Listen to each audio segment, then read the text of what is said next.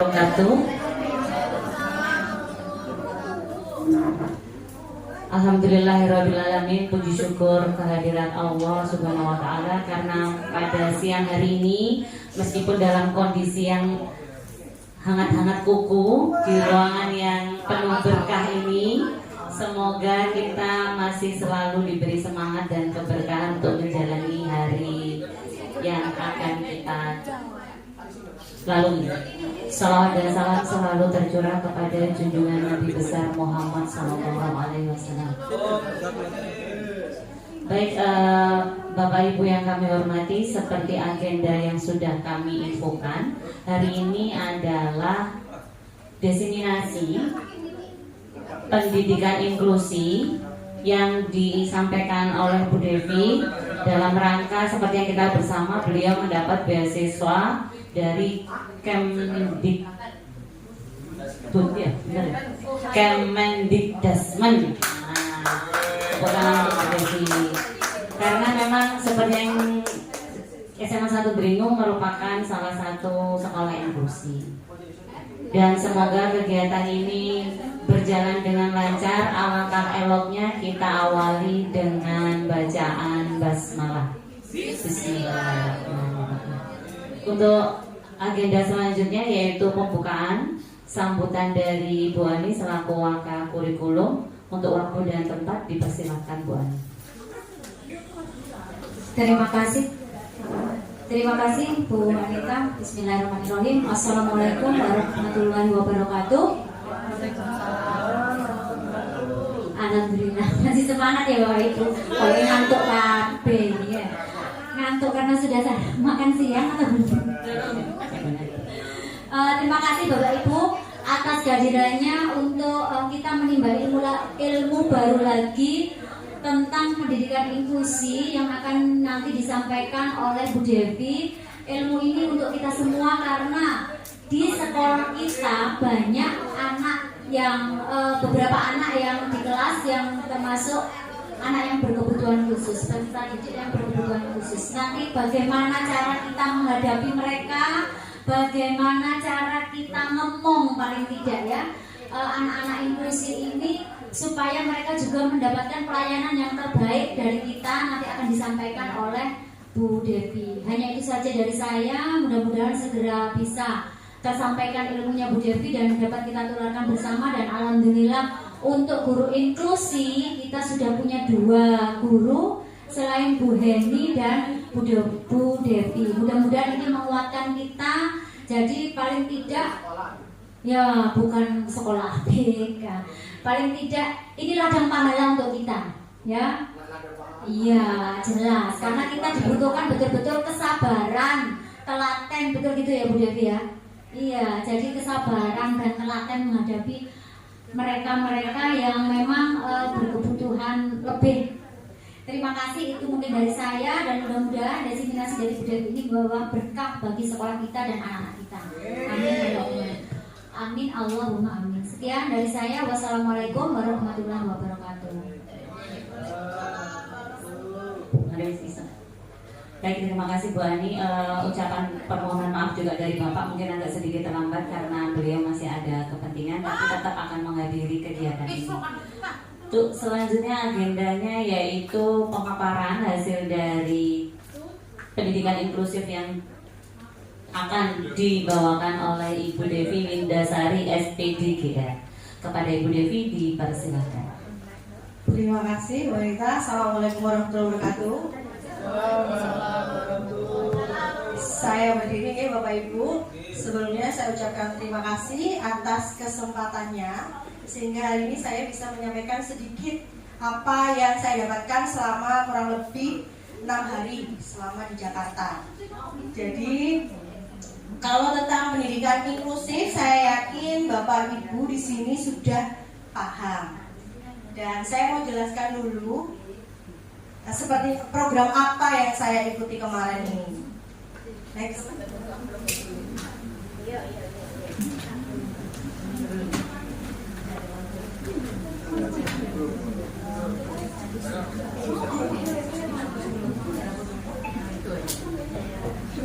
Ya, ini jadi program yang saya ikuti kemarin adalah Satuan Teknis di bidang pendidikan inklusif, kebetulan bekerja sama dengan Hiroshima University. Dari Kemendikbud itu sebenarnya ada 5 tema, dan saya kemarin sudah mengajak beberapa teman di sini seperti Ustadz Ervan, Memanita juga, Pak Farizal, tapi sepertinya masih belum bisa mengikuti program ini. Saya harap nanti teman-teman juga berkesempatan untuk mengikuti program seperti ini karena saya yakin ini sangat banyak manfaatnya, karena ada banyak bidang seperti STEM, kemudian ada literasi numerasi, ada AI juga, dan ada tentang pendidikan inklusif. Jadi kenapa saya memilih pendidikan inklusif? Karena saya masuk ke sekolah ini seperti cangkir yang kosong. Sekolah ini sudah sekolah inklusif, sedangkan saya sendiri belum punya atau belum ada background pelatihan maupun pendidikan tentang inklusif. Dan insya Allah tahun ini sudah ada 11 PDBK di SMA 1 Delimu. Dan program ini dilaksanakan secara daring dan luring yang kemarin selama seminggu, dan daringnya sampai November, dan di Desember insya Allah kalau lulus nanti dapat sertifikat. Jadi kita bertanya dulu, apa pendidikan inklusif? Menyamakan sepertinya. Kalau mendengar kata inklusi atau inklusif, apa yang ada dalam pikiran Bapak dan Ibu guru? Ada yang mau menyampaikan apa pendidikan inklusif atau inklusi itu sendiri? Ada yang mau berpendapat? Pak Ivan?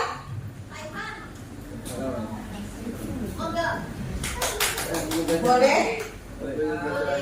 Ke depan Pak Ivan tidak mendengar.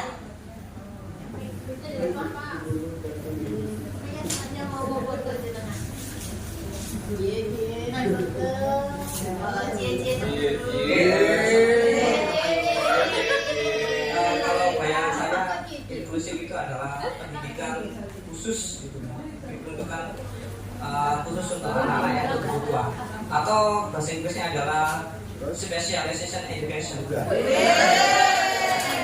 Itu memang inklusif adalah pendidikan khusus untuk anak-anak yang agak lain. Itu maksudnya berbeda lah. Itu bayangan dari saya. Untuk kurang lebihnya saya kembalikan ke Ya, terima kasih Pak Ivan. Beri aplaus untuk Pak Ivan, luar biasa ya. Atau mungkin ada yang mau berpendapat lain tentang pendidikan inklusif atau inklusi yang selama ini Bapak Ibu mengerti? Pak Farizal.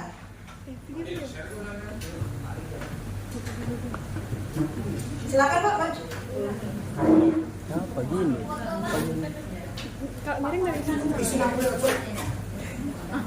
Oke, untuk inklusi sendiri, menurut pendapat saya, pendidikan yang menghargai semua jenis keunikan yang dimiliki oleh peserta didik. Jadi meskipun dia terbatas, meskipun dia memiliki suatu keistimewaan, jadi dia bisa mengikuti pendidikan itu dengan baik. Jadi penyamarataan mendapatkan pendidikan yang utuh gitu untuk semua kalangan. Terima kasih. Terima kasih Pak Farizal. Silakan diberi aplaus untuk Pak Farizal. Luar biasa sekali jawaban dari Pak Ivan dan Bapak Farizal.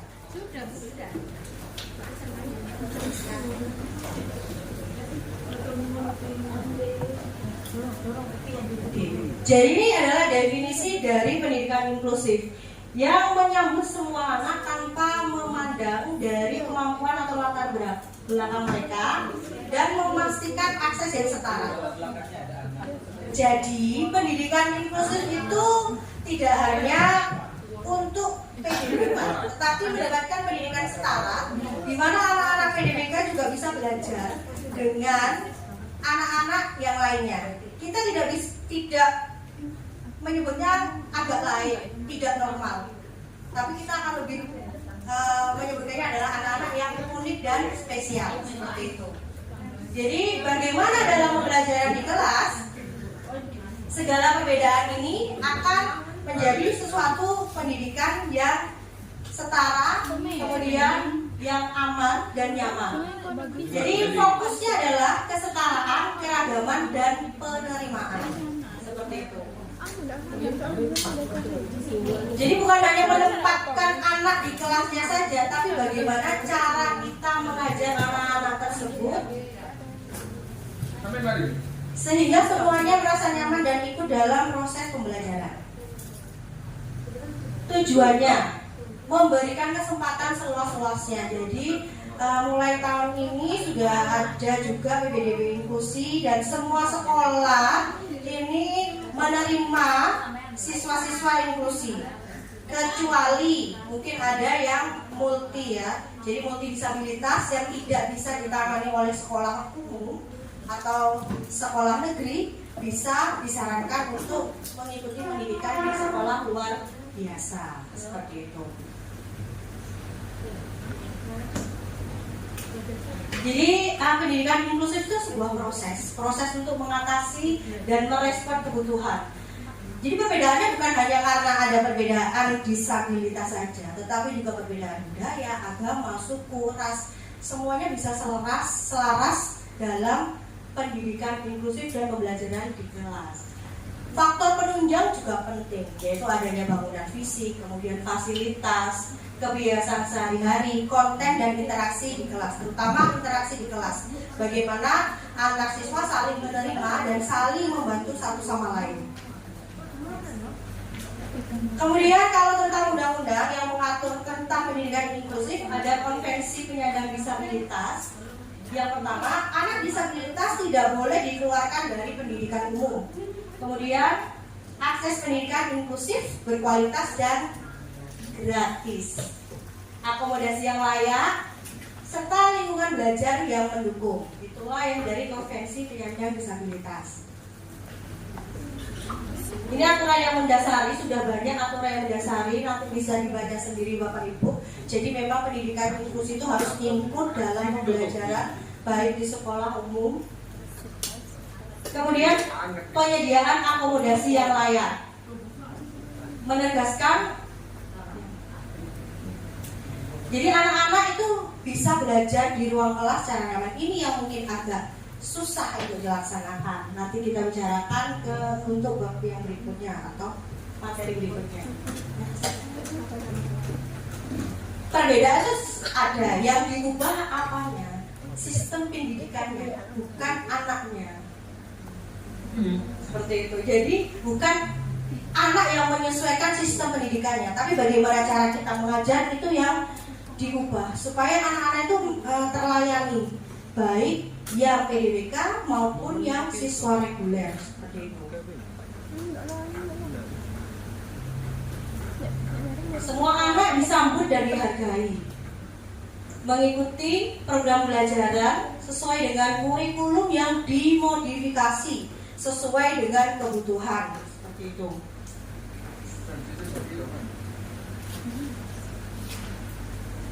Semua anak belajar bersama. Mengapa keberagaman siswa itu penting? Jadi anak itu memiliki latar belakang yang berbeda-beda, dari mungkin sukunya, tingkat sosialnya, kemudian pergaulannya, juga bagaimana personalitinya. Ada anak yang dia itu cenderung muram, ada anak yang tidak bisa diam. Inklusi itu kesetaraan, partisipasi dan rasa memiliki. Guru, ingat, guru berperan penting mengenali kekuatan dan mengurangi hambatan.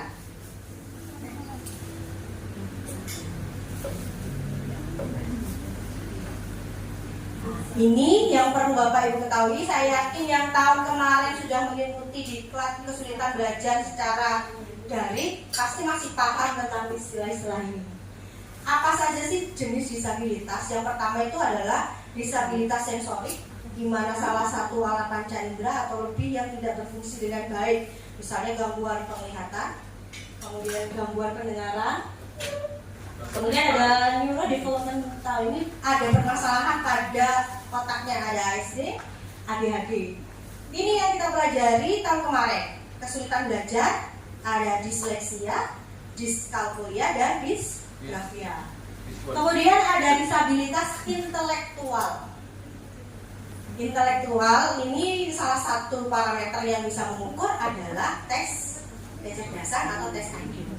Kemudian ada disabilitas fisik, disabilitas emosional dan perilaku, dan disabilitas berbicara dan bahasa. 2 poin terakhir ini yang jarang kita kenali. Karena apa ya? Kalau kita bicara disabilitas di Indonesia, itu pasti pemikirannya selalu disabilitas fisik, sensorik, mohon maaf, cacat seperti itu. Padahal disabilitas bukan hanya itu, perbedaan yang lainnya. Ini yang masalah emosional dan perilaku ini yang seringkali kadang telat untuk disadari. Dan orang tua pun kadang kalau Bapak Ibu guru mungkin menyarankan untuk tes, kadang tersinggung ya. Ini perilakunya seperti ini, tolong mungkin konsultasi dengan psikolog atau psikiater. Nanti Bapak Ibunya tersinggung, dan kita sudah mengalami itu kemarin. Di sini belum ada Bu Heni dan tidak ada Bu Heni kebetulan ya. Jadi ketika anak itu bermasalah, disarankan untuk tes psikologi dan konsultasi dengan psikolog, orang tuanya marah, merasa anak saya itu tidak cacat, anak saya itu normal, kenapa harus dites? Nah, itu kurang pemahaman orang tua, dan saya yakin sebagian besar di Indonesia seperti itu. Karena kemarin yang saya pelajari dari sensei saya itu di Jepang itu sudah mulai mengelompokkan disabilitas itu bukan hanya seperti itu, bahkan disabilitas sosial pun sudah mulai ditangani. Disabilitas sosial kalau yang ada di Jepang itu misalkan seperti kita ada budaya patriarki ya, di mana kesempatan anak-anak laki-laki untuk memasuki lingkungan pekerjaan atau universitas, kebetulan contohnya kemarin itu di Universitas Tokyo, jumlah anak laki-laki yang diterima itu lebih besar daripada anak perempuan, misalkan 60 banding 40%. Sama sini gurunya juga. Masa Pak Indra? Iya, banyak cewek. Beda itu Pak. Itu Saya punya pasien juga, itu masuk disabilitas nggak? Naik nursery itu, introvert banget. ya nanti ada sesi pertanyaan Pak Indra ya. Sabar Pak Indra. Oke, yang pertama ASD. Apakah di SMA Dringu ada siswa kita yang ASD? Ada nggak? Autism Spectrum Disorder. Tantangannya anak-anak dengan ASD itu adalah interaksi sosial, komunikasi, dan perilaku berulang. Jadi mohon maaf jika ada anak autism itu yang tiap hari menanyakan pertanyaan yang sama kepada Bapak Ibu. Karena memang anak autis begitu. Dia akan melakukan sesuatu secara berulang. Memang seperti itu. Saya juga mengamati ketika dia suka sesuatu makanan, dia akan makan makanan itu selama seminggu. Baru 2 minggu tuh dia ganti. Memang anak-anak dengan autism polanya begitu Bapak Ibu. Dan kalau misalkan punya kesempatan bekerja, dia itu cocok untuk hal-hal yang memiliki kekontak gitu dan rutinitas, misalkan kayak lipat kardus gitu kan, setiap hari kerjanya seperti itu, rutin. Itu nggak akan bosan. Packing. Misalkan dia ditaruh di packing, dia nggak akan bosan karena memang dia polanya melakukan hal-hal yang berulang. Yang kedua ADHD ya. Jadi ADHD ini nggak bisa kita anaknya ini kesana kemari lari-lari beraktif kayak ADHD. Nggak bisa seperti itu, harus dites, harus ke psikolog atau psikiater, dan harusnya orang tua ini sudah mengenali saat usianya, mungkin usia sekolah SD seperti itu. Disleksia, kesulitan membaca. Monggo mungkin nanti Bapak Ibu pengajar bahasa Indonesia, bahasa Inggris, coba anak-anak itu dites membaca. Kadang ada yang usia SMA itu membaca kebolak-balik, ada yang tidak lancar, ada yang nervous seperti itu. Kemudian diskalkulia. Apakah anak-anak SMA Dringu diskalkulia? Semua kayak Diskalkulia ya. Ini kan memahami konsep angka dan matematika.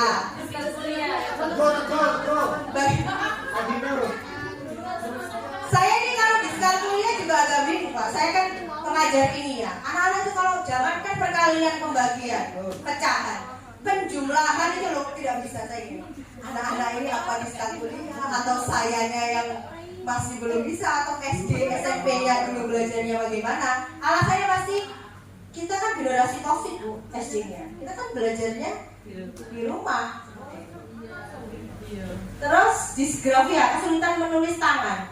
Ini ada beberapa anak mungkin tidak banyak ya yang kadang menulis kalimat atau kata itu tidak lengkap, kekurangan huruf.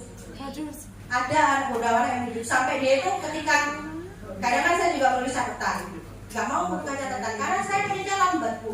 Setelah bukan hanya lambat, tulisannya itu tidak lengkap, pasti ada kata yang kurang. Itu masih dapat digolongkan di kesulitan belajar yang disgrafia.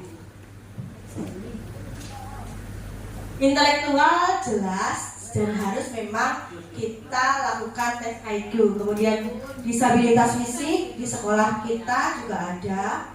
Kemudian bahasa, mungkin kesulitan menggunakan bahasa, tapi insya Allah tidak ada ya. Mungkin kalau berbahasa Indonesia yang baik itu yang susah ya, karena terbiasa menggunakan bahasa daerah. Emosional dan perilaku ini, mungkin Bapak Ibu pernah ada anak yang emosinya tidak terkendali. Ini dia mengalami gangguan ya, disabilitas emosional dan perilaku. Mitos dan fakta tentang disabilitas. Yang pertama, anak autis tidak bisa belajar di kelas biasa. Banyak yang sukses asalkan ada dukungan. Yang kedua, alat bantu buat anak bergantung. Alat bantu ini misalnya seperti kalau kita lihat di Riko, itu kan disabilitas netra sangat terbantu dengan adanya webcam ya, tongkat itu. Kemudian ada juga alat membaca braille. Kemudian juga ada speech to text ya. Jadi dia punya aplikasi. Ketika saya berikan rangkuman berupa PDF itu diubah menjadi suara seperti itu. Cuma kadang mengganggu kalau dia tidak pakai headset, mengganggu teman yang lainnya. Kemudian anak disabilitas mengganggu yang lain. Semua bisa belajar bersama dan selaras. Jadi kesimpulannya siswa itu beragam. Di setiap kelas pasti ada. Pasti ada yang pembuat onar, pasti ada yang pinter, pasti ada yang diam, pasti ada yang meledak-ledak, macam-macam. Ya, ada yang tidur. Siswanya yang tidur ya Bapak Ibu. Kalau gurunya saya yakin tidak ada yang tidur di kelas. Fokus. Pasti fokus. Jadi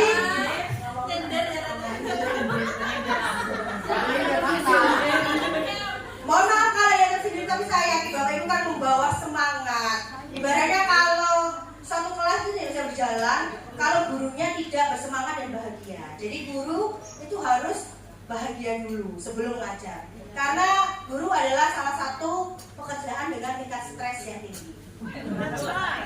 Itu karena apa? Kalau mungkin pekerjaan lain kerja 8 jam 10 jam, guru bisa 24 jam ya Bapak Ibu. Karena anak konsul itu jam 11 malam. Terus mitos dapat membatasi guru dan siswa. Kita tuh harus yakin bahwa semua siswa itu pasti bisa belajar dengan baik. Jadi strateginya seperti apa? Sebenarnya tidak ada satu strategi pun yang paling terbaik. Yang mengenali karakter atau kelas itu adalah Bapak Ibu guru. Antara kelas yang satu dan lain pastinya berbeda. Pastinya komunikasinya juga berbeda. Jadi inklusi bukan tentang mengubah anak, tapi tentang mengubah cara mengajar kita. Cara membuat kelas yang ramah. Yang pertama adalah kelompok fleksibel. Jadi makanya kadang saya tuh lebih suka membagi kelompok. Karena apa? Karena ketika anak-anak disuruh untuk membuat kelompok sendiri, apa yang dilakukan Bapak Ibu? Bestie ya, satu circle ya, gitu ya. Sementara masih ada yang tersisihkan. Kemudian instruksi visual dan beragam cara. Kalau anak itu, ya kita nih sadar bahwa anak-anak itu minim literasi. Karena sudah diberi visual, dibaca. Kalau gurunya tidak memberikan penekanan, itu juga dia tidak akan jalan. Dan itu hampir semua siswa kita begitu. Ya, patut disyukuri. Kemudian aman emosional dan rutinitasnya jelas. Ada kolaborasi guru, keluarga, dan spesialis. Ini yang belum kita lakukan. Dan berharapnya sih ini nanti tim manajemen mungkin mempertimbangkan ada kerjasama kolaborasi antara guru, keluarga, dan spesialis. Kan harapan Pak Farisa.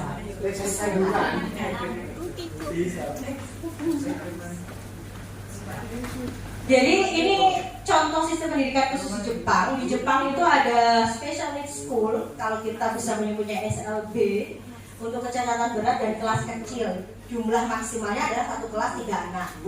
Kemudian special needs classroom. Bapak Ibu bisa membayangkan kalau satu kelas autis kumpul ADHD sama mental health, 3 aja cukup menguras tenaga itu. Jadi kemarin ya cuma 3. Kemudian special classroom itu untuk kecacatan ringan, minimal tuh maksimal 8 anak. Kemudian ada yang namanya resource room. Saya itu pernah lihat kalau di SMKN 2 itu ada ruang inklusi.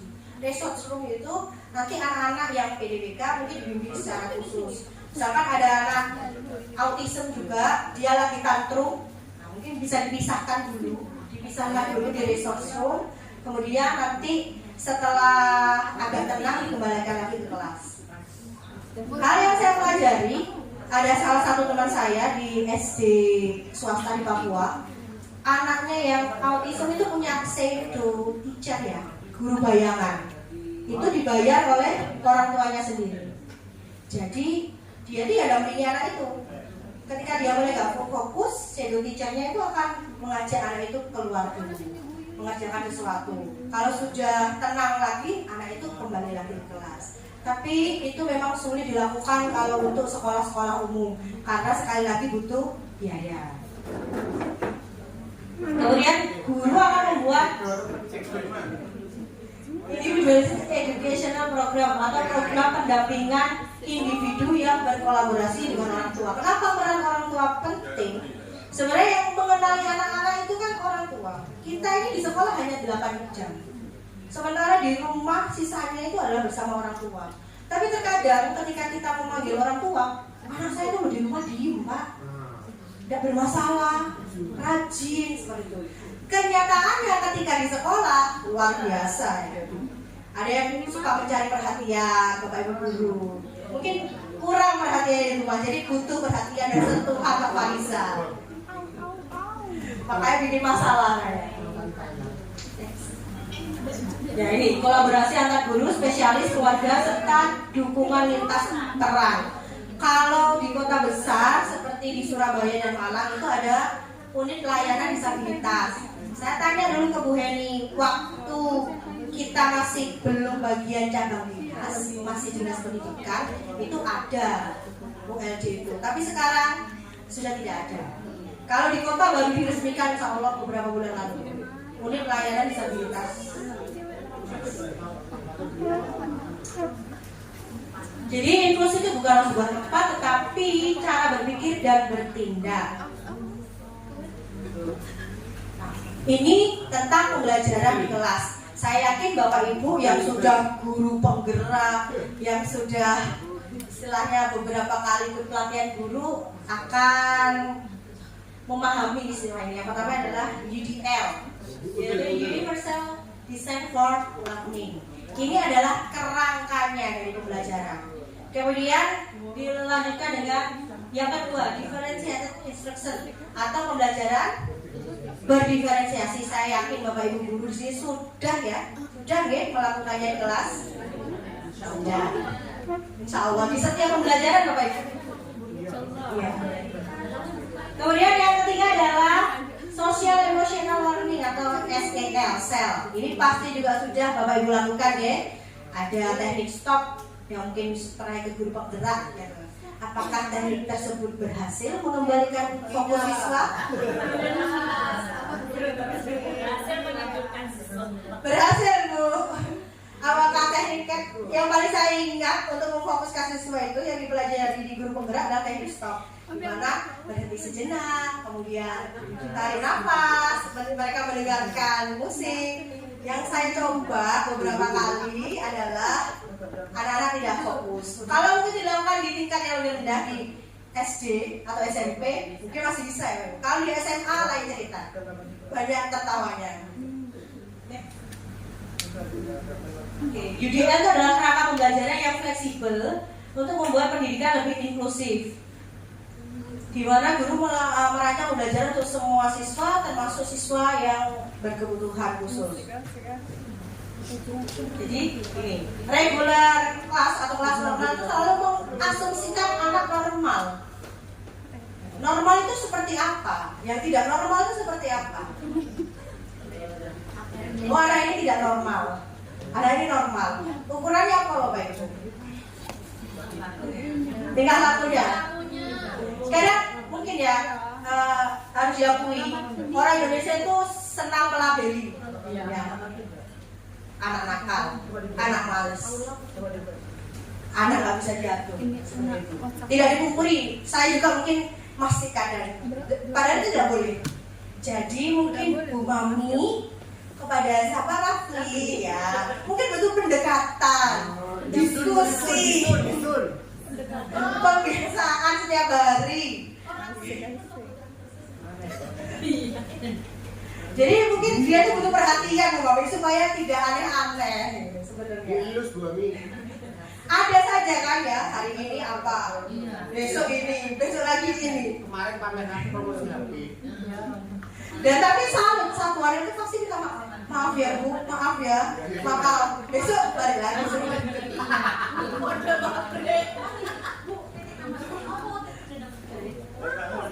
Jadi kenapa juga penting agar anak lebih semangat, akses mudah dan guru lebih inovatif. Contoh UDL ini seperti membuat media pembelajaran yang berbeda. Ada video dengan subtitle, ada kuis interaktif, kemudian kelas. Jadi Bapak Ibu ini perlu diperhatikan. Anak-anak itu ada yang mengalami gangguan penglihatan atau low vision ya. Jadi ditanya yang pakai kacamata tebel-tebel itu kamu minusnya berapa? Kalau duduk di sini kelihatan atau tidak? Karena itu juga akan mengganggu pembelajaran mereka. Yang malu itu kadang kamu ada gangguan pendengaran, tapi ternyata itu ada akhirnya. Ya itu bahayanya. Disabilitas flu paru ya. Seperti itu. Tapi dia malu mengakui, malu. Nanti kan teman-teman dikatain Bu, kamu budek saya gitu. Ya, tapi kamu tidak dengar. Jadi itu perlu diperhatikan penataan tempat duduknya mungkin. Diusahakan yang dekat dengan guru. Tapi sayangnya anak-anak itu kalau ditaruh depan justru menghindar.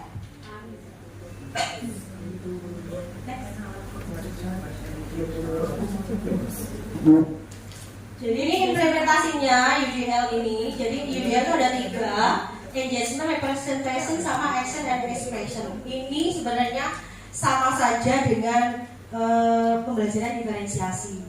Keterlibatan apa misalkan itu untuk penerapan disleksia dan gangguan pendengaran. Guru menggunakan lagu daerah yang diubah menjadi puisi seperti itu. Kemudian untuk representasi materinya disediakan dalam bentuk audio, kemudian video puisi dengan sign language atau bahasa isyarat. Jadi untuk, tapi sayangnya apakah Bapak Ibu di sini ada yang bisa bahasa isyarat? Belum ya? Bu Heni itu bisa. Mungkin kita ada pelatihan, siapa tahu nanti kita punya PDBK yang disabilitas rungu, kita bisa belajar bahasa isyarat. Kemudian aksinya apa? Siswa bisa menulis puisi, membaca puisi seperti itu, dengan bantuan speech to text jika perlu, atau membuat poster. Jadi seperti disabilitas produk ya, diferensiasi produk. Jadi dia mau bikin apa karyanya, apakah dia dalam bentuk teks ataukah dalam bentuk poster seperti itu. Tapi kadang kita membedakan anak berdasarkan 3 gaya belajar gitu. Apakah berhasil itu untuk diferensiasi? Tidak ya. Karena apa? Ternyata kadang dia kinestetik, Tapi ketika oke kamu gini estetik, berarti kamu cocoknya bikin vlog atau video, nggak mau khusus nulis aja. Kita tuh saya yakin sudah maksimal loh Pak Ibu ya. Cuman kadang anak-anaknya ya kan nggak apa-apa, itu tantangan. Bijak. Emang harus bijak loh. Tangan bijak. Jadi prinsip utama UDL-nya ada 3, engagement, representation, dan action and expression. Jadi saya takut Bapak Ibu itu mengantuk, saya lanjutkan saja. Karena ini sebenarnya materi ini sudah didapatkan ketika diseminasi untuk guru penggerak juga tentang pembelajaran berdiferensiasi. Diferensiasi itu ingin menjangkau agar semua siswa secara adil dapat pembelajaran yang merata, kemudian meningkatkan motivasi dan mengembangkan potensi individu. Dan ini tidak bisa dilakukan sekali, mungkin 1 pertemuan, 2 pertemuan. Ini harus bertahap Bapak Ibu. Kalau cuma 1 pertemuan, saya yakin belum terlihat, tidak bisa.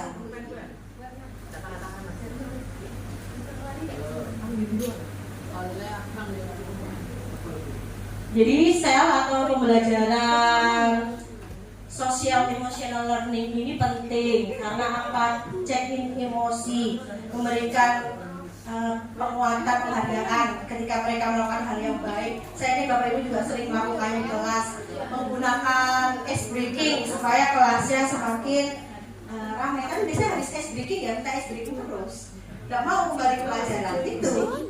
Ice breaking lagi. Apakah sama Bapak Ibu juga begitu? Jadi ice breakingnya yang diingat sama anak. Betul. Bu ice breaking lagi, Bu cerita. Anak-anak selalu begitu.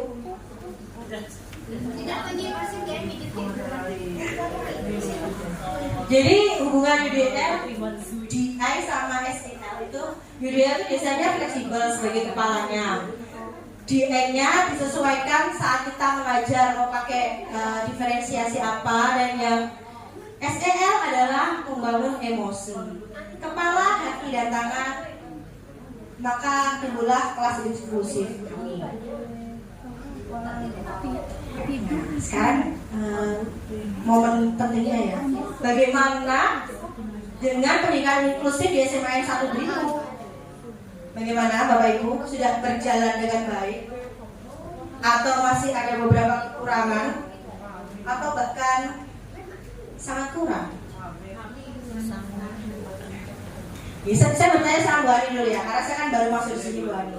Sekolah kita sebagai sekolah inklusif itu sejak tahun berapa sebenarnya Bu Ani? Zaman Pak Edi ada, ada samping itu. Pak Edi ada Bu, belumnya itu sebelumnya. Tahun ini Bu. Sekitar tahun berapa Pak Edi? 2005 2006. Nggih. Berarti sudah 20 tahun lebih Pak. Tapi waktu itu kan tidak ada istilah inklusi. Oh iya. Jadi program ini kan baru kurikulum merdeka ini ada istilah. Saya sampaikan. Iya. Saya. Monggo mungkin sebentar saya ambilkan mikrofon dulu.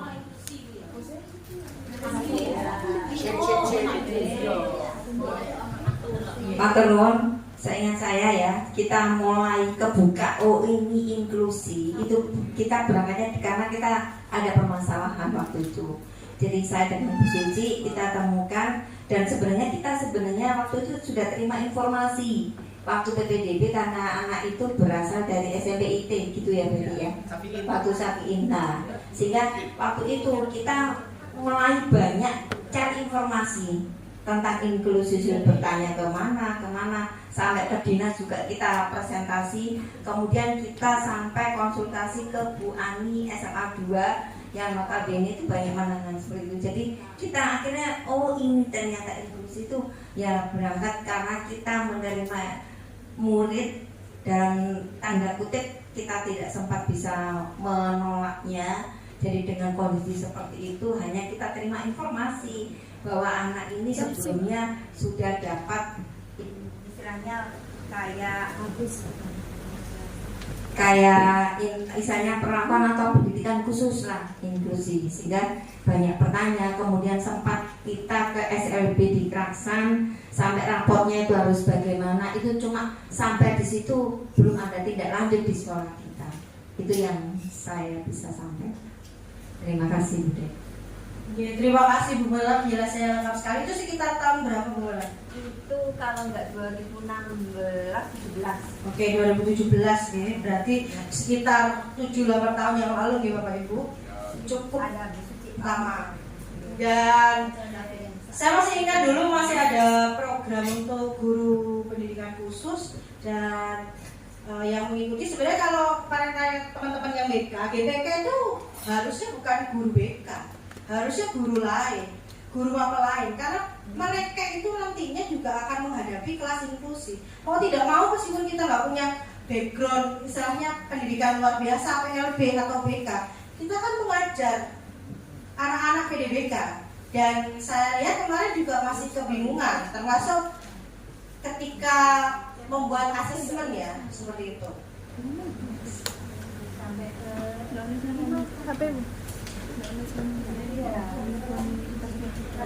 Oke, ini yang selama ini sudah saya amati di SMA 1 Dringo, termasuk ini kemarin saya ceritakan juga pengalamannya, bahwa kita itu sudah ada assistive tools atau teknologi bantu, ada papan braille. Kemarin saya tanya, si Riko punya, dan itu dibelikan sekolah.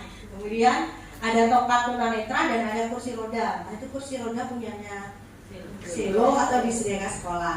Dan dari fasilitas kita sudah punya toilet disabilitas, di mana banyak sekolah itu masih belum punya. Kemudian ada jalur kursi rodanya, maksudnya kita buat untuk memperlancar Selo ketika dari turun sepeda motor sampai menuju kelas, itu sudah ada. Kemudian asesmennya beragam untuk siswa. Terima kasih untuk Bapak Ibu guru yang sudah membuat asesmen yang berbeda untuk anak-anak yang PDBK. Kemudian ada pendataan siswa jalur PPDB inklusi. Kemarin itu saya juga sempat mendata anak-anak yang mendaftar inklusi itu ternyata harus ada rekomnya. Dan rekomnya yang terbaru itu tesnya langsung dari rumah sakit umum ya, RSUD. Ada yang juga sudah dari SD-nya, memang sudah dinyatakan yaitu mengalami keterlambatan atau slow learner. Next. Ini yang perlu ditingkatkan. Ini saya berharapnya Bapak Kepala Sekolah melihat ini. Tapi karena diwakili oleh tim-tim manajemen yang ada di sini, semoga nanti bisa disampaikan. Yang pertama, sepertinya perlu membentuk tim inklusif di SMA 1 Dringo. Kita sudah ada tim ahliata, literasi. Kalau kita sudah berani menerima siswa inklusi, maka jangan setengah-setengah. Istilahnya, kita memberikan pendidikan yang terbaik untuk anak-anak tersebut. Jadi memang perlu adanya tim. Saya kemarin bilang, sudah Bu, waktu pendaftaran tuh mereka itu melampirkan, tapi di mana ya sudah berkasnya lah. Itu mungkin kalau ada timnya kan enak seperti itu. Jadi rapi, nggak perlu fotokopi lagi. Oh anak ini.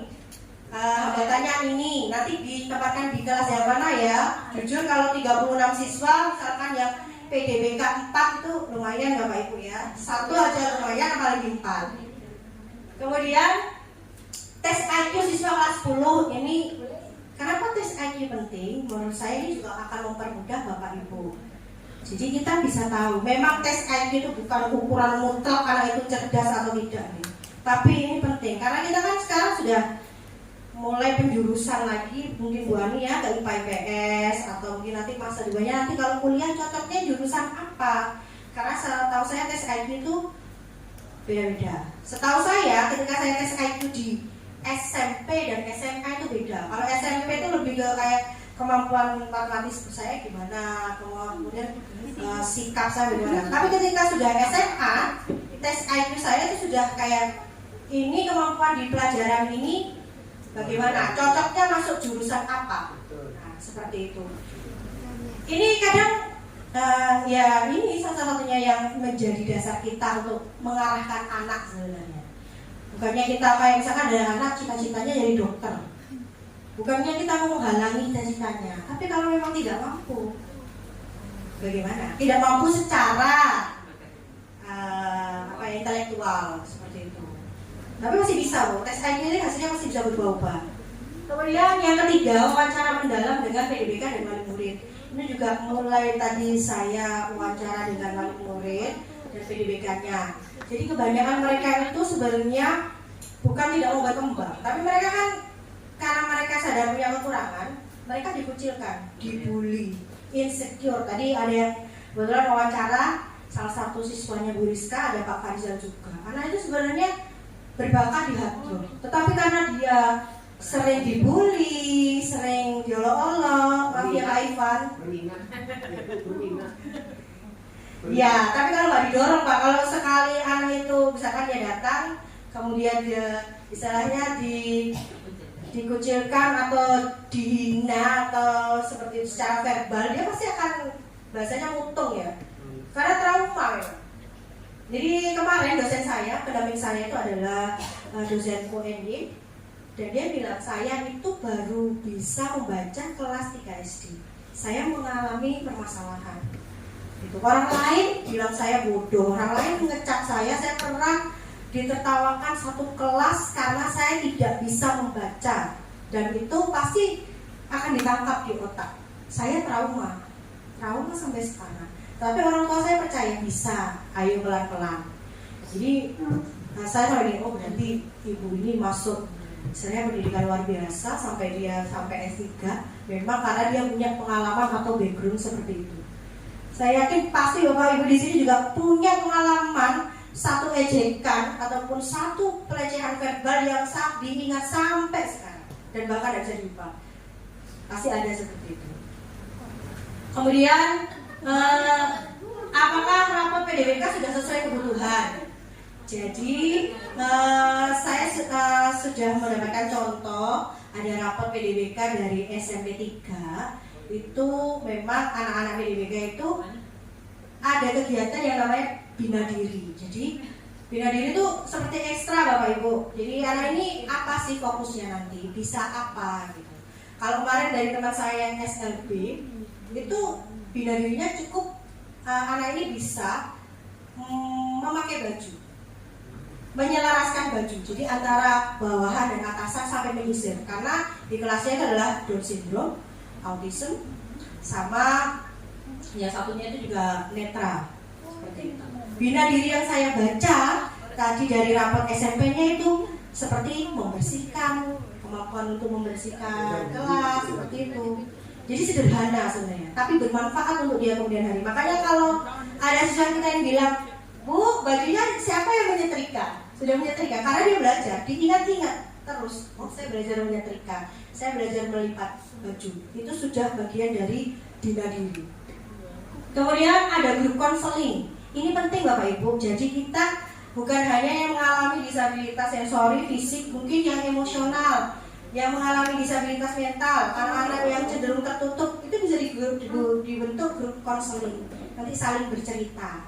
Kalau di luar negeri ini udah umum ya, kalau di sini sepertinya masih malu-malu, masih ada yang disembunyikan.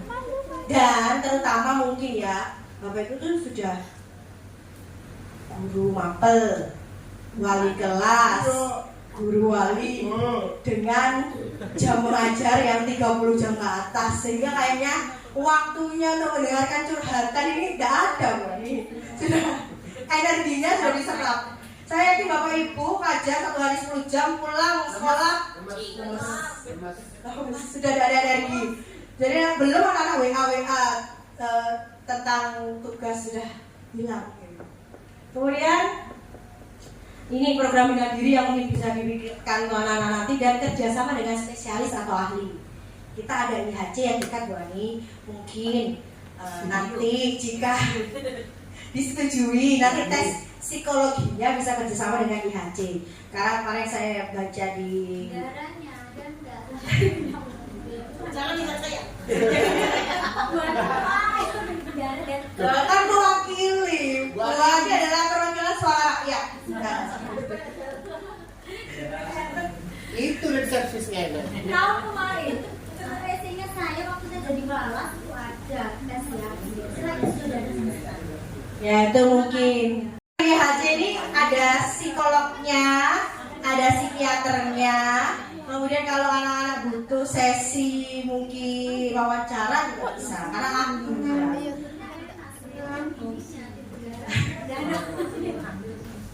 semoga bisa dianggarkan nanti Bu di pos ya, amin.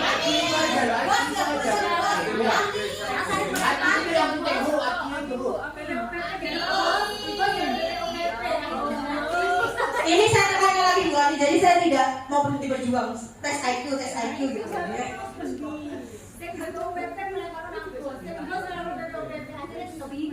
Jadi dia tuh untuk kita tuh kalau ada tes IQ hasil tes IQ itu lebih mudah memahami anak ini. Jadi kita nggak melabeli, wah ini dikasih apa aja gak bisa.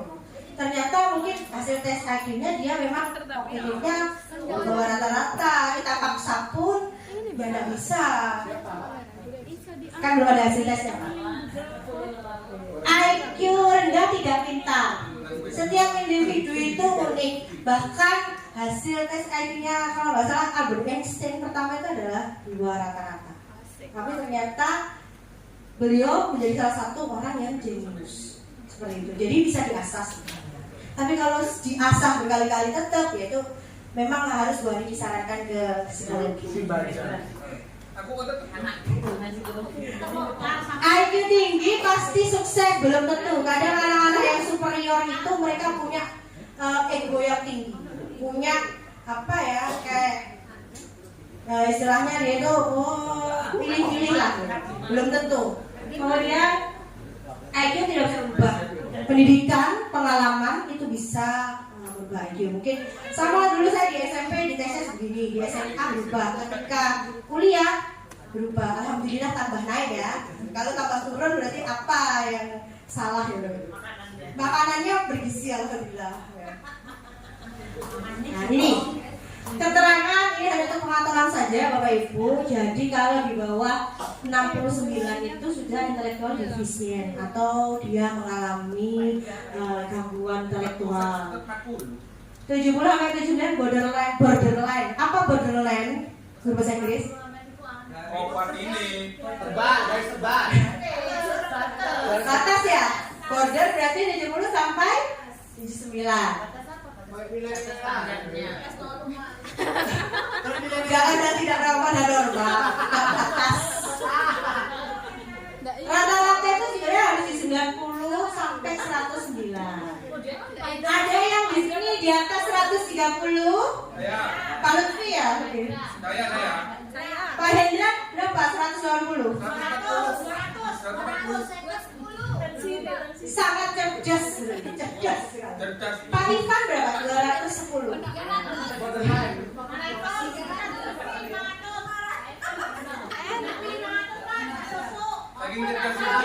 Dan setelah di ini menurut penelitian ya Bu, tahun 2024 Indonesia itu rata-rata IQ adalah 78,49. Berarti kita di border ya.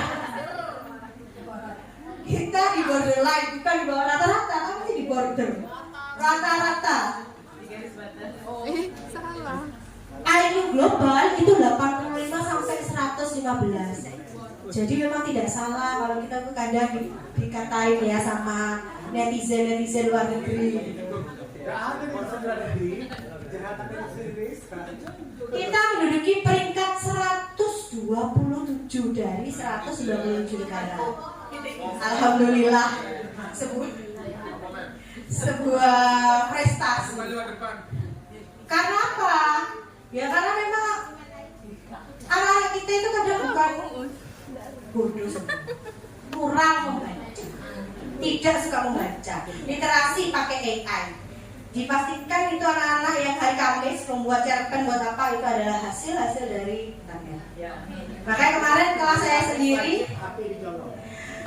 sendiri saya suruh ikut lomba menulis surat ini dan emang tidak bisa menulis, tidak bisa mengungkapkan kata-kata. Siapa kelasnya? Baca tulis puisi aja Pak. Next week. Saya sudah ikut gini-gini. Terus segmen ya. Nah, ini adalah contoh asesmen yang bisa masih ada. Itu kan cepet banget ya. Nah itu yang terakhir gini. Aku suka gimana sih? Apa sih? Ada, monggo.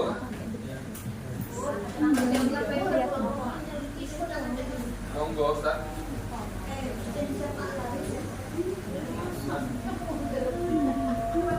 Monggo, Ustaz.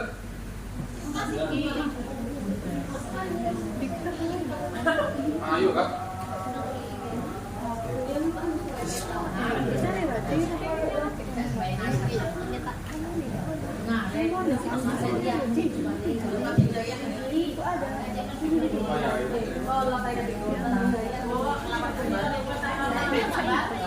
Siapa nih?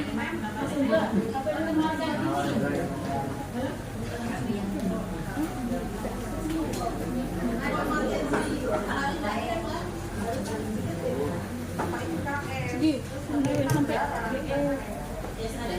bukan itu doang kan?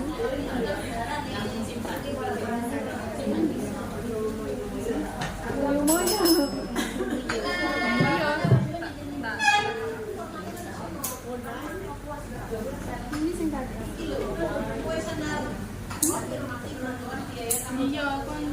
Selanjutnya Bapak Ibu, jadi ini asesmen sederhana yang bisa digunakan oleh wali kelas atau guru wali untuk mengetahui tentang kondisi setiap anak.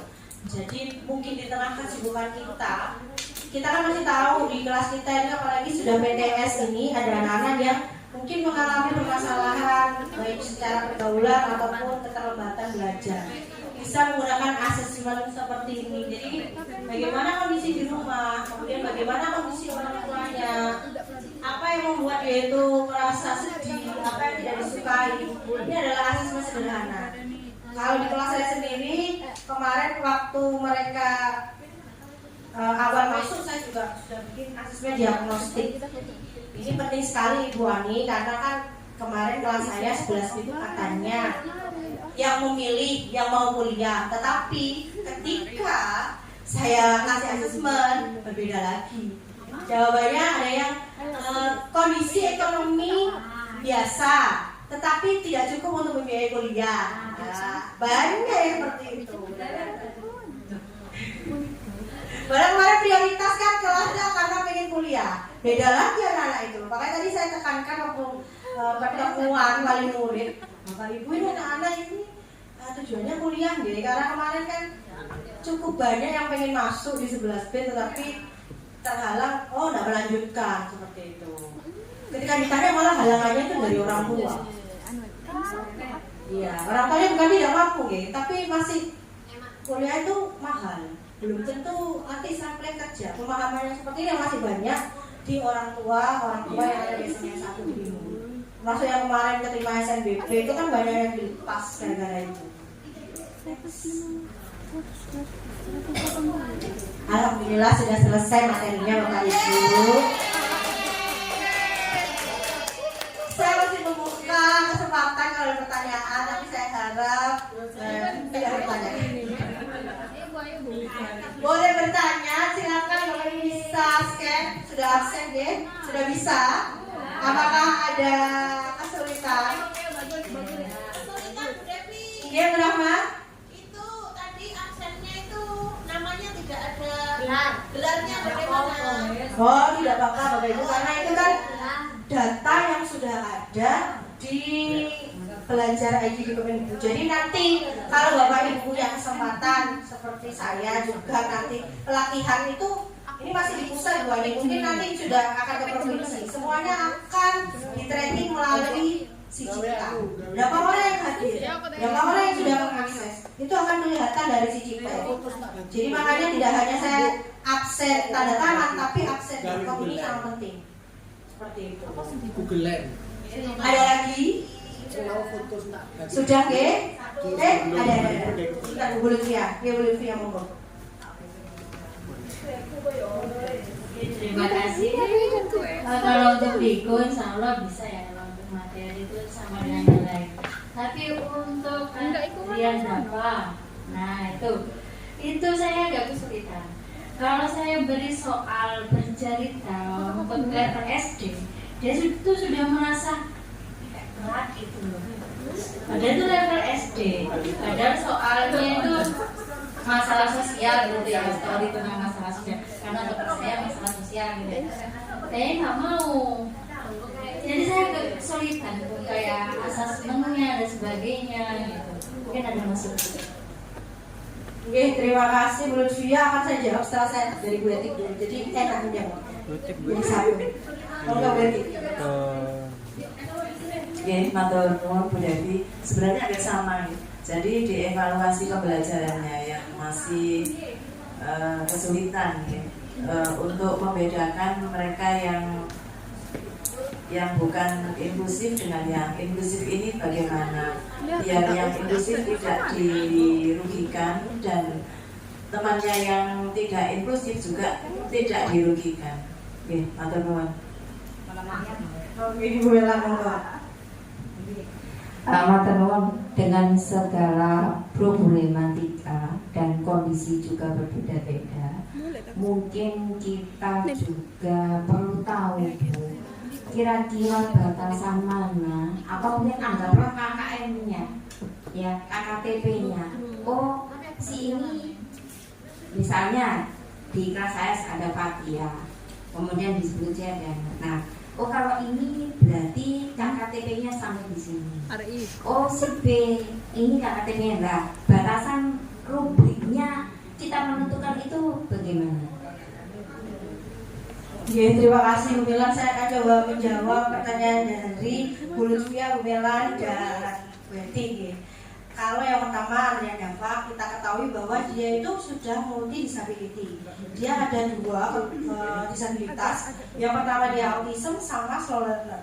Bahkan slow learner itu KM di bawah 60. Dia itu hanya bisa, kalau saya wawancara dengan Bu Eni, hanya bisa 1 sampai 20. Itu pun disuruh ngulang nanti dia tidak bisa lagi. Seperti itu, dipaksakan seperti apapun nggak bisa. Kemudian seperti yang saya tahu, kemarin teman-teman banyak memberikan soal kata assessment menggambar. Menurut saya bukan kurang tepat, tapi beri kesempatan. Memang kalau untuk bercerita itu agak susah Bu. Jadi bisanya dia itu kalau membaca. Terus nulis kembali ceritanya tidak mau. Jadi memang itu tadi Bu, autism itu memang seperti itu kadang tidak mau, istilahnya dia disuruh-suruh, tidak mau, dia itu istilahnya menunggu dianya kayak moodnya ada, menunggu dia itu. Makanya di beberapa kasus harus ada guru pendamping itu tadi, shadow teacher itu tadi. Mungkin kayak kemarin kalau Dava, saya asesmennya itu tidak terlalu yang rumit. Saya kemarin di kimia itu kan saya menghitung atom itu sampai bikinnya anak TK Bu, lingkaran-lingkaran itu dia bisa menghitung, seneng dia. Jadi kita harus tanya yang dia suka itu apa. Jangan catatannya pun mungkin hanya 3 baris tulisannya, setelah itu dia tidak mau menulis. Ya memang seperti itu Bu, mau dipaksa apapun juga susah. Makanya itu nanti berusaha Bu Ani, semoga bisa kita bikin raportnya itu bukan berbeda ya. Ada 2 pilihan, ada kompetensinya yang berbeda. Yang kedua, ada berupa lembaran catatan. Terserah menurut Bu Ani dan tim kurikulum atau manajemen yang lebih mudah yang mana. Kalau kompetensi, Riko itu tidak ada masalah dengan intelijensi. Bahkan dia cenderung menurut saya mudah mengingat. Ketika saya bilang ini deret homolog Alkana, saya 2 kali 3 kali dia sudah bisa nangkep. Jadi tapi mungkin kan dia tidak bisa menuliskan gambar atau paling juga menghafal, menyebutkan. Itu kompetensinya kita rubah. Rubriknya sama, mungkin nilainya sama, tapi kan 80-nya Riko dengan 80-nya Naila dengan 80-nya anak-anak yang lain mungkin berbeda. Ya memang harus bikin rubrik. Kompetensinya diubah yang di raportnya. Kemarin sudah saya berikan contoh rapor dari SLB itu kepada Bu Eni. Seperti itu. Kemarin yang ngajar di kelas-kelas yang sudah saya share untuk PDBK itu Bu Eni kan minta. Iya, tapi alhamdulillah sekarang belum ada. Ya mungkin ini kan sebulan lagi sudah rapot, 2 bulan kuranglah rapotan untuk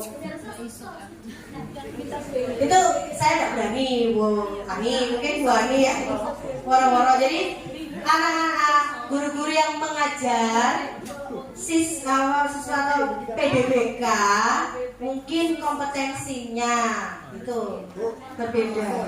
Mungkin bukan gurunya yang namanya ketemu, gurunya itu bingung. Harusnya anak itu kan beda-beda toh. Kan, sedangkan kita dididik di universitas orang normal. Nah, gitu. Oh ya, yang normal. Maksudnya yang biasa umum, yang biasa.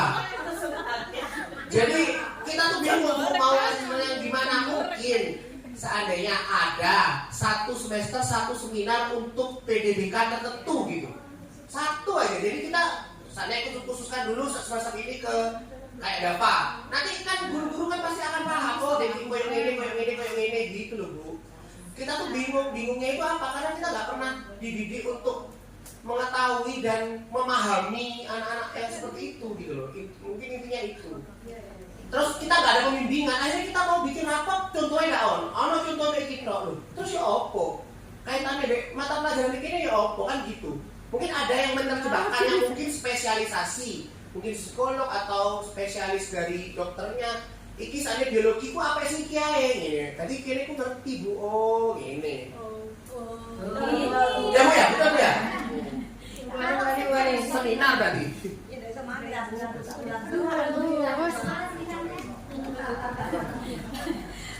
Begini mungkin Bapak Ibu ya. Kemarin untuk PDBK itu mulai awal Bu Eni sudah, memang yang pertama kan Bu Eni sudah memberikan petunjuk. Pembuatan belum pada waktu itu belum PPM, sudah masih RPP modul ajar itu. Bu Eni kan sudah memberikan contoh, sudah diberikan contoh oleh Bu Eni. Itu sudah paling simpel yang diberikan contoh oleh Bu Eni. Misalnya ada beberapa CP yang dimiliki oleh anak si A, B, C misalnya ya, yang normal katanya Pak Farizal. Kita kan guru normal. Loh. Bukan ya. Tapi kalau kita kan sudah punya data anak-anak kita yang masuk di PDBK siapa saja. Tetapi untuk CP-nya kita turunkan. Kita turunkan sesuai apa? Ya kita yang tahu memang. Kalau memang dengan mungkin tadi yang diminta dengan psikolog atau apa itu kan ini masuk kategori yang mana, ini masuk kategori. Tapi kalau untuk CP, kalau psikolog juga tidak tahu, yang tahu ya kita, guru pengajarnya, materi kita apa misalnya untuk bahasa Indonesia. Kemarin kan sudah, kalau misalnya lupa minta share lagi mungkin sama Bu Eni nanti.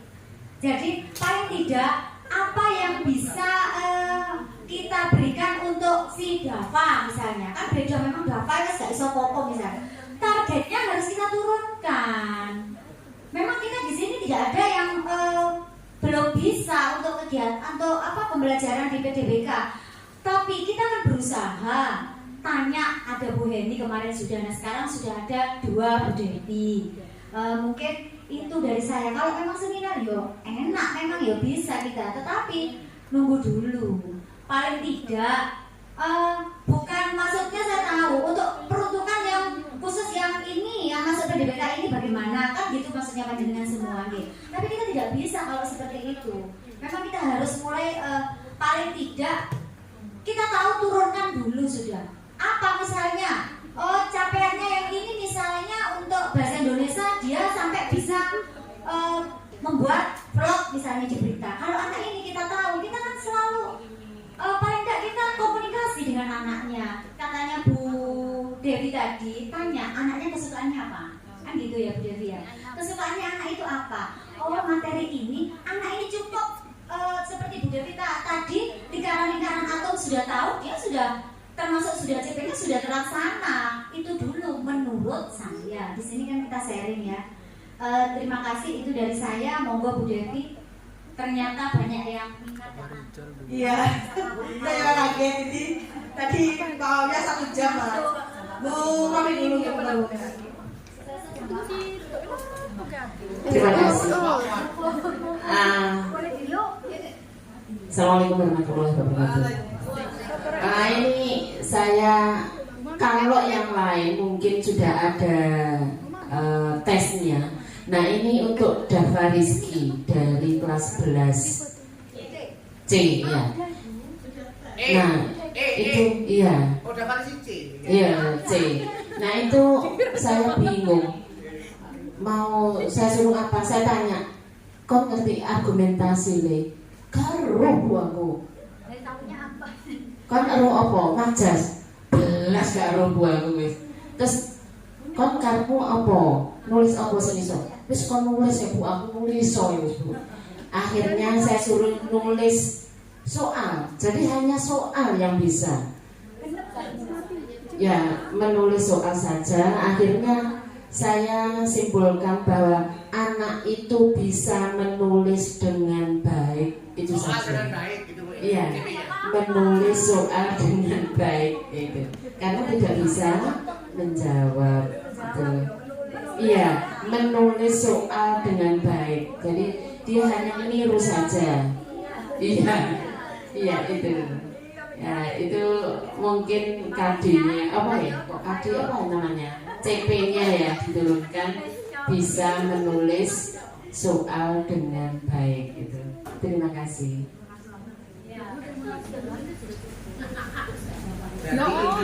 Ini sebenarnya Devi dan teman-teman itu sudah sama akan menurunkan standar, sudah tahu semuanya. Hanya gini, sebentar. Kan di kelas itu ada sekian mapel. Mungkin di bahasa Indonesia seperti itu. Terus kebetulan anak ini mungkin ada bahasa Inggris, ada matematika, ada mapel yang lain lah. Sampai mana? Sehingga kita menurunkan ya paham semua teman-teman sangat paham menurunkan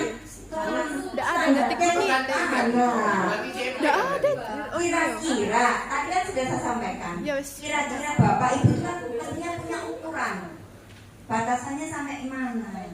Oh kalau umumnya sekian, kalau turun saya yakin teman-teman sudah paham standarnya tidak akan sama. Nah tapi bagaimana kita menilainya? Oh kalau ini nggak bisa, oh berarti turun lagi. Nah mungkin juga di bahasa Indonesia atau di biologi, bahasa Inggris ini kan beda-beda. Nah yang menjadi pakemnya teman-teman itu sampai mana? Terima kasih Bu Milan. Jadi kalau diperhatikan, kalau kita punya data tes IQ-nya anak-anak itu sudah menjelaskan anak ini hanya bisa sampai kemampuan kognitif apa, seperti itu sudah ada. Dan menurut saya nanti mungkin Bu Ani, kita seperti kokurikuler kemarin. Jadi setiap mapel itu dibikinkan Excel, kemudian ditaruh atas nama ini, CP-nya bagaimana. Atau yang solo learner itu apakah distandarkan atau masih digolongkan lagi. Karena memang kalau solo learner, kalau kita bicara naik itu masih bisa. Menjelaskan kembali masih bisa. Nah, kasus di data Rizky, jangankan menjelaskan, menulis saja mungkin banyak yang salah. Jadi memang setiap anak itu ya itu agak repot memang kita. Setiap anak itu unik, akhirnya seperti itu. Ya mau tidak mau, kita yang terdata 11. Kalau dilakukan tes IQ, mungkin lebih dari itu. Ya kita kan sama-sama belajar, mungkin Bu Ani ya. Kalau sebenarnya teman-teman ini butuh, kalau contoh banyak dari internet pun ada, kemarin saya juga ada. Mungkin ya sebenarnya kita nggak usah terlalu tinggi ke psikiater atau psikolog Bu Ani. Mungkin diundang guru SMA LB. Ya, guru SMA LB.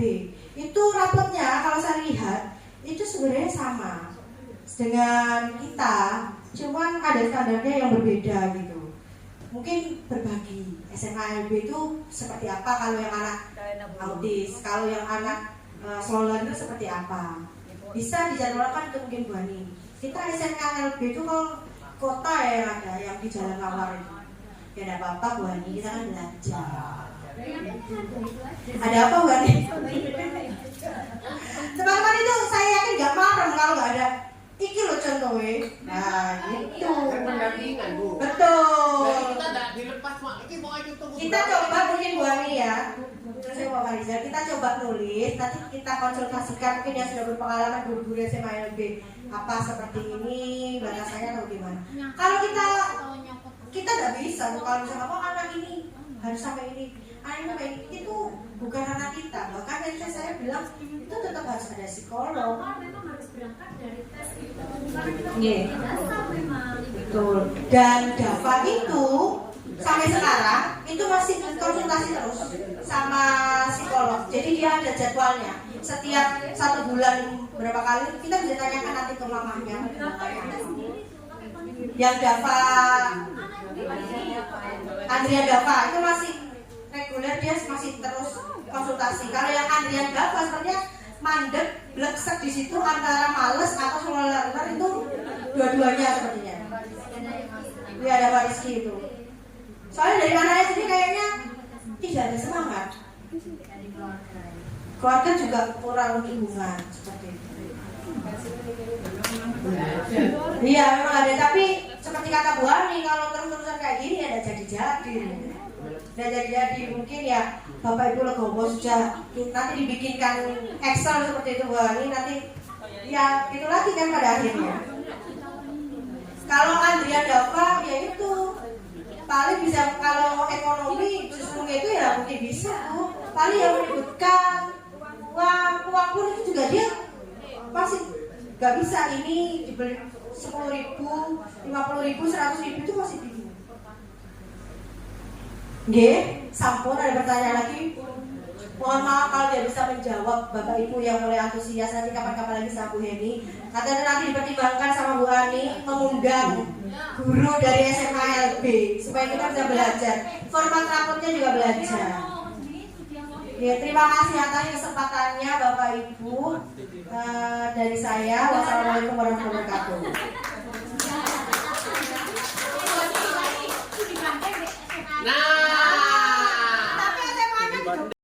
Anak itu kan beda-beda toh. Kan, sedangkan kita dididik di universitas orang normal. Nah, gitu. Oh ya, yang normal. Maksudnya yang biasa umum, yang biasa.